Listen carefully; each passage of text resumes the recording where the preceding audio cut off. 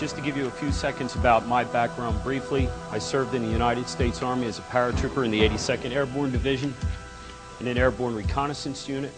After that, a military advisor attached to the JFK Center for Special Warfare at Fort Bragg, North Carolina. I'm an expert in infantry weapons, small unit tactics, jungle warfare, and Arctic warfare.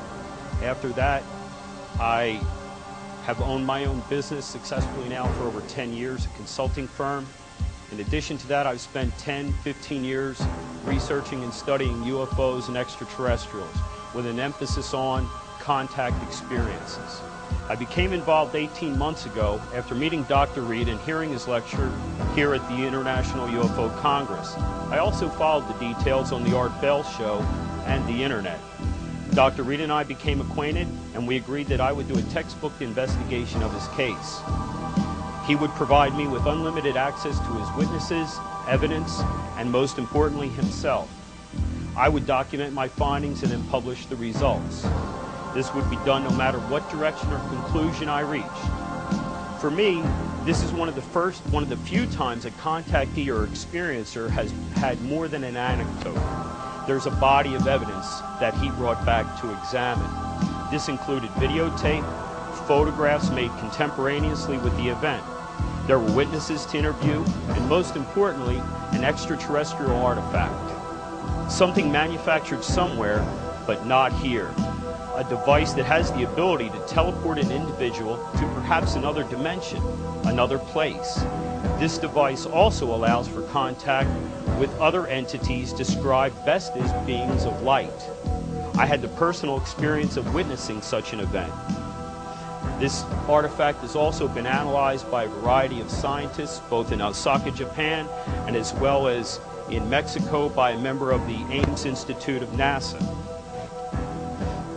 Any good student of the phenomenon will recognize distinctive aspects of this encounter that have been reported worldwide. Among these are electromagnetic distortion, time distortion, and telepathic communication. There are also psychological and physiological symptoms consistent with the majority of close encounters. The actions of both Dr. Reid and the creature can also be found throughout the literature of contact. This case presents us with a Herculean challenge. If we accept the reality of the encounter, then we have to examine our current paradigms and realize that these are inadequate. We can also study the case for its importance to contact and realize as well that this case has been a lightning rod for reports by other contactees. We are receiving hundreds of new reports internationally. A fair number of these reports report similar structured craft and similar creatures that Dr. Reid has encountered. It would be a great disservice to ignore these reports, or worse yet, treat them as Dr. Reid had been treated over the past 6 years. This would be an appalling state of affairs for the UFO community and has to be addressed. The first thing I'd like to do is set this in a context. On a database of over 100,000 cases covering the time period from 1831 to present, there are over 2,300 strictly from the state of Washington, where this occurred. A full 25 to 30% of these cases are in reasonable proximity to the close encounter site.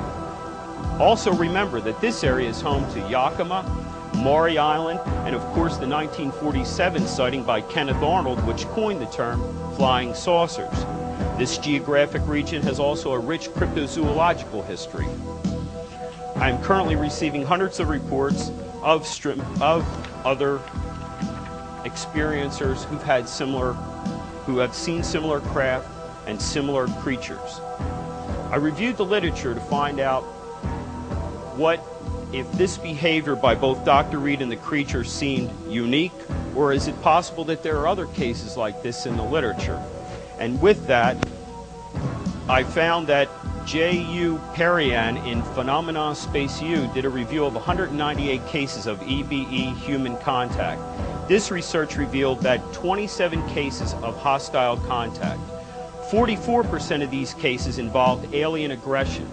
30% involved human aggression. 11% an actual fight, and 15% accidental violence, all of which occurred in this case. In 1980, M. Moravec studied the physiological reactions to close encounter events from Australia. The results of this were as follows, and also these were reported by Dr. Reed in his encounter. 70% fear, 15% curiosity, 9% amnesia, and 7% anger. And there are also hundreds of documented instances of UFOs that do something to provoke aggressive behavior. In his book, CE5, Richard F. Haynes reports on 59 cases of overtly hostile human behavior. The author Amy Michelle said in 1958 that the visitors never displayed fear under any circumstances. And in Clear Intent, George Fawcett wrote, when confronting UFO occupants, bone-rattling fear and blind panic become the order of the day. And these are all exist in this case. So I set about to do a couple of things: a review of the physical evidence, an analysis of the tissue and the blood samples, film and negative authentication, a full review of the video and still photos. We examined the actual cameras used, and there were a number of site anomalies. There are environmental changes, and to some extent, today, that site has been reconstructed. There is facial and eye movement clearly visible in the video, and it will become more apparent when Jaime shows part of his video. You'll be able to see the slit-eyed pupil move back and forth across the eye, as well as the facial muscles contracting as this happened. This is an early report of self-healing material in terms of the suit that the creature wore. We did a site visit and recreation as well. The other area I wanted to cover was witness testimony.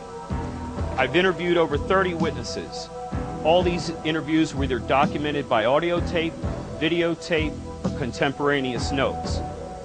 Hundreds of hours of interview time have been logged.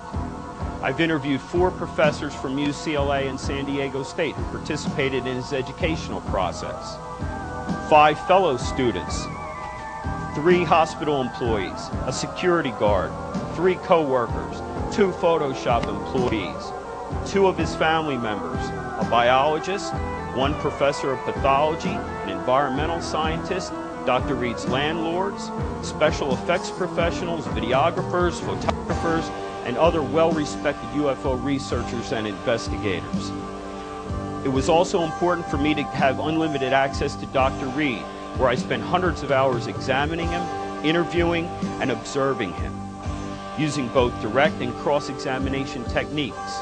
Also, unbeknownst to Dr. Reed at the time, I subjected him to voice stress analysis on the telephone, in person, asking him over a long period of time many questions to develop a profile.